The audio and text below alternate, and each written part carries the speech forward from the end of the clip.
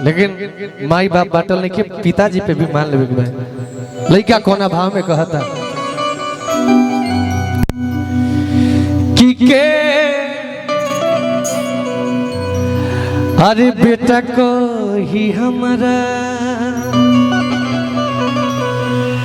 के बोलाई माई रे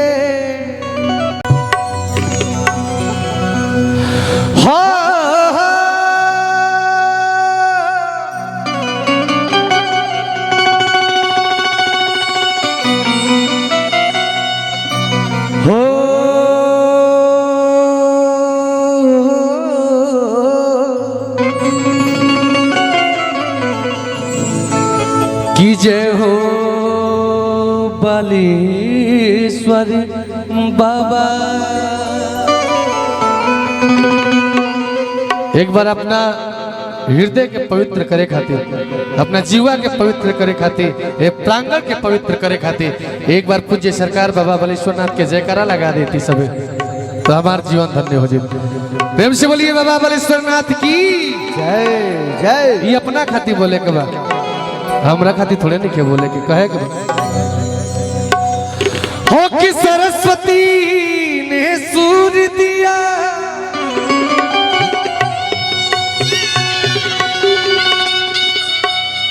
सरस्वती ने सूर्य दिया गुरु ने दियो क्या कि माता पिता ने जन्म दियो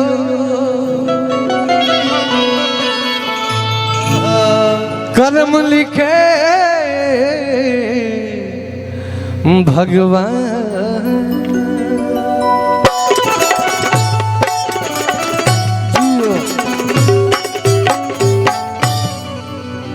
मंच के माध्यम से परम पूज्य गुरुदेव श्री अजीत हलचल गुरु जी के प्रणाम और माता पिता के प्रणाम से हमरा ही सब एगो गवार लड़का के जन्म दे लेबा किताब सबके बड़प्पन बाप सबके आशीर्वाद बा कि हमरो ऐसा लड़का के समाज कुछ दिशा दे लेबा, समाज कुछ आगे बढ़ौले बा। तो प्यार आशीर्वाद खातिर आजीवन ऋणी रहल जी, आभारी रहल जी। और विशेष धन्यवाद बा आदरणीय राघवेंद्र चाचा, नरेंद्र चाचा ऐसा गार्जियन लोग के लोग के आशीर्वाद हमरा ऐसा कलाकार के मिलेला। तो सीधे सीधे भजन का करे के बा, बाबा के एगो गीत से सेवा रही तुम्हें हम निखती भजन बा, उहे गीत होई राजन भैया जौन पहली बार ही गीत गौले रहनी मंच के माध्यम से आदरणीय अरविंद भैया के दादी के पुण्यतिथि, दादी के श्राद्ध के कार्यक्रम में ये गीत इतना वायरल भइल, इतना वायरल भइल कि ना जाने कितने चैनल पे मिलियन मिलियन व्यूज बाटे। वो गीत खाती इतना हमरा के कार्यक्रम मिलल बा, इतना कार्यक्रम मिलल बा कि वो प्यार खाती सब जन क्यों बजाने वाले आप हमारे बड़े भैया, आपका पूरा टीम उस प्यार के लिए सबको सिर झुका के हम आभार व्यक्त करते हैं। को प्यार चाहिए भी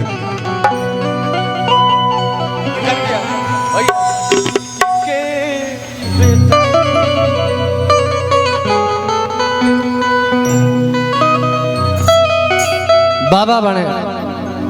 बाबा रहले आज वहां के नहीं की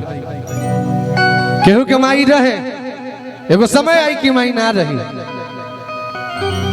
हमनी के कितना माई के सेवा करते नहीं जा, का करते नहीं जा। जब लोग जियता तब ले सेवा क के अपन मन की सब चीज शांत कर लेबे के बाद, गईला के बाद कुछ होई कुछ कर दे आत्मा को शांति नहीं मिलेगा, आप सुकून नहीं पाइएगा। मन में कसक रही जी कि माई खाती हो ना कर है तो जौन होता है समाज के लोक लाज है, लेकिन जौन करे के बाद जियते करे के बाद वैसे ही एगो भाव बाटे। माई और बाप बाटल नहीं खे, एक जना के माई गुजर गई रहती है, अंतिम संस्कार करा के पूरा विधि विधान से सब चीज करा के जब घरे लौटल बने वो बेरा ले बुझाई नहीं के जब ले क्रियाकलाप हो रहल बटे। लोग बतावे ला कि संस्कार यही खाती होला कि लोग भुला जाए, ओकरा में झुरा जाए कि लोग याद ना आवे। सब करैला के बाद जब लोग घरे पहुंचल बा वो देखा तरे कि आहिए दादा सब लौकता लेकिन बाबूजी नहीं लौकत, सब लौकता लेकिन माई नहीं लौकत। ओ बेरा के भाव बा जब माई लौकत नहीं खे तब बेटा कोना तरीका से अपना परिवार से माई के पुरानका फोटो देख के जैसे हो टीविया में बाबा बार बार आवत रहे तो एकर मरम हमारा राघवेंद्र चाचा जानत हो चाचा जी के भाई चाचा जी के परिवार जानत हुई तो इजे के भाव बाबू गीत माई बाबा लेकिन माई बाप बाटल नहीं के पिताजी पे भी मान लेवे लड़का कोना भाव में कहता के अरे बेटा को ही हमारा के बोलाई माई रे के बेटा कही हमरा के सभे बेटा कही लेकिन जौना भाई में जौना भाव में माई कहत रहे माई अरे पार के बेटा बोलाई दुष्ट कह के बोलाई यहाँ तक कि भोजपुरी में दोगलो कह के बोलाई तो कर प्यार एगो अलगे हट भैया लेकिन माई के दर्जा क्यों देना पावला कि गई हर गोदिया में अपना हर खिलाई माई रे कि गई सामने हमने के माई बैठल बानी जा माता लोग के प्रणाम बा कि गई अरे गोदिया में अपना हर खिलाई माई रे ओ तकी के बेटा को ही हमारा के बुलाई माई रे बेटा को ही हमारा के बुलाई माई रे के बेटा को ही हमारा के बुलाई माई रे बेटा को ही हमारा के बुलाई माई रे गोतिया में अपना खिलाई माई रे गोदिया में अपना खिलाई माई रे गोतिया में अपना खिलाई माई रे के बेटा को ही हमारा के बुलाई माई रे बेटा को ही हमारा के बुलाई बेटा को ही हमारा के बुलाई माई रे बेटा को ही हमारा के बुलाई माई रे हित परित हिताई मिताई जात छोड़ देना हित परित हिताई मिताई जात छोड़ देना जब समय हो कमजोर जब समय हो कमजोर हर कोई साथ छोड़ देना जब समय हो कमजोर दुनिया साथ छोड़ दे बेटा को ही हमारा के बुलाई माई रे बेटा को ही हमारा के हमने के सामने हमने के गार्जियन लोग बैठल बने गार्जियन के बार बार प्रणाम बाटे यज्ञ में भी चाचा जी से हमने की मुलाकात हुई रहे चाचा जी के प्रणाम बाटे बड़ी मार्मिक गीत बाटे दुनिया में कोई प्यार करी माई ऐसा प्यार नहीं कर सका बेटा कितनों लायक रही बेटा के लोग समाज से तुत्कार दी बेटा के नाक से मैला बही बेटा के स्तन में मैला लागल रही पूरा समाज कही करी राम हो राम केकर लइका हटे लेकिन वो बेरा माई भागल भागल आई अपना सीना से लगा के अपना अचरा से वो लइका के सब चीज पोछ ली जहां तक महिला भी पोछ ली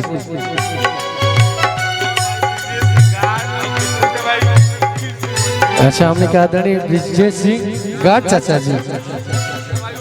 और उनके छोटे भाई वकील सिंह गार्जियन को आशीर्वाद मिला के बेटा को ही हमारा के बुलाई माई रे बेटा को ही हमारा के बुलाई माई रे बेटा को ही हमारा लड़का कहता कि ए माई तू बारे ना लेकिन तोहरा खातिर का कहे के बा कि तहरा दूधवा के कर्जा नहीं भरल भराई कहरा दूधवा के कर्जा माई भरल ना भराई कहरा ममता के मोल हमसे दिहल न दियाई कहरा ममता के मोल माई दिहल ना दियाई हे माई हमरा के सब कोई प्यार करेला लेकिन सब कोई धरती पे अइला के बाद जानल कि हम केहू के लड़का है, केहू के भतीजा है, केहू के भाई है, केहू के बहिन है। लेकिन ते तो 9 महीना पहले से हमरा के पेट में पालत एक प्यार के कर्जा हमरा से ना चुकी रे माई। कहाँ बड़े तोरा आवे के पड़ी तहरा दूधवा के कर्जा माई भरल ना भराई कहरा दूधवा के कर्जा माई भरल ना भराई कहरा ममता के मोल हमसे दिहल न दियाई कहरा ममता के मोल माई दिहल ना दियाई ए माई तू सोचत रहे कि हमार लड़का कलेक्टर हो जाई, तू सोचत रहे कि हमार लड़का IAS हो जाई। लोग तो हमरा के पागल कहत रहे माई। तब लड़का कहता गाट चाचा कि के सोची अब हम जो भलाई माई रे सोचियो गो हम रो भलाई माई रे सोची अब हम जो भलाई माई रे सोचियो गो हम रो भलाई माई रे के गोदिया में अपना खेलाई माई रे गोदिया में अपना खेलाई माई रे के गोदिया में अपना खेलाई माई रे के बेटा कही हमारा के बुलाई माई रे बेटा कही हमारा के बोलाई माई रे बेटा कही हमारा के बुलाई माई रे बेटा कही हमारा के बोलाई माई रे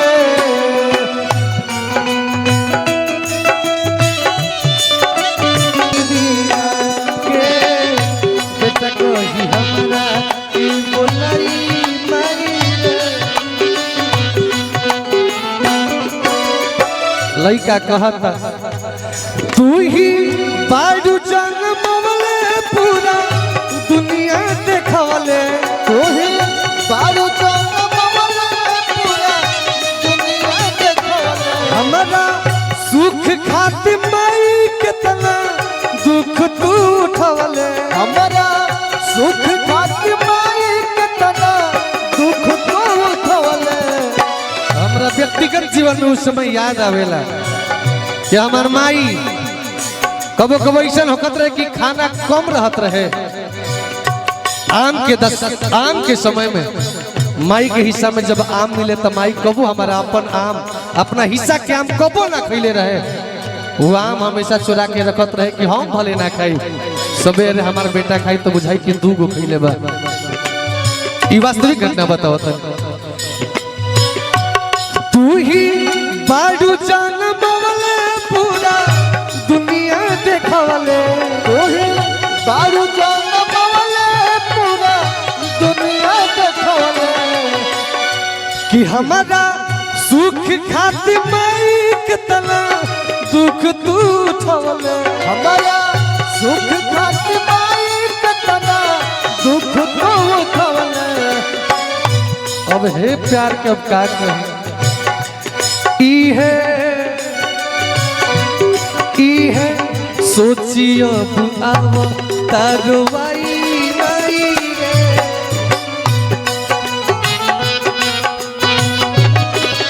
ई है सोचियो अब तारवाई माई रे हमारा के बोलाई माई रे प्रताप सिंह जी हैं और सनी पांडे भाई वकील सिंह जी डाल लीजिए, वकील सिंह जी हैं और सनी पांडे का बहुत बड़ा कि हमारा जिला बलिया अभी गाना होगा आपका, और ये बहुत लड़का बलिया का उभरता हुआ सितारा है। मैं सबसे पहले भाई राघवेंद्र भैया के पिताजी आज नहीं हैं, उनके चरणों में श्रद्धांजलि अर्पित करता हूँ और ईश्वर से प्रार्थना करता हूँ कि जहाँ भी रहें हे प्रभु उनको अपने चरणों में स्थान दे। और आज राघवेंद्र प्रताप सिंह जी हैं, हमारे प्रदेश अध्यक्ष अजय राय जी आए थे, राष्ट्रीय केंद्रीय मंत्री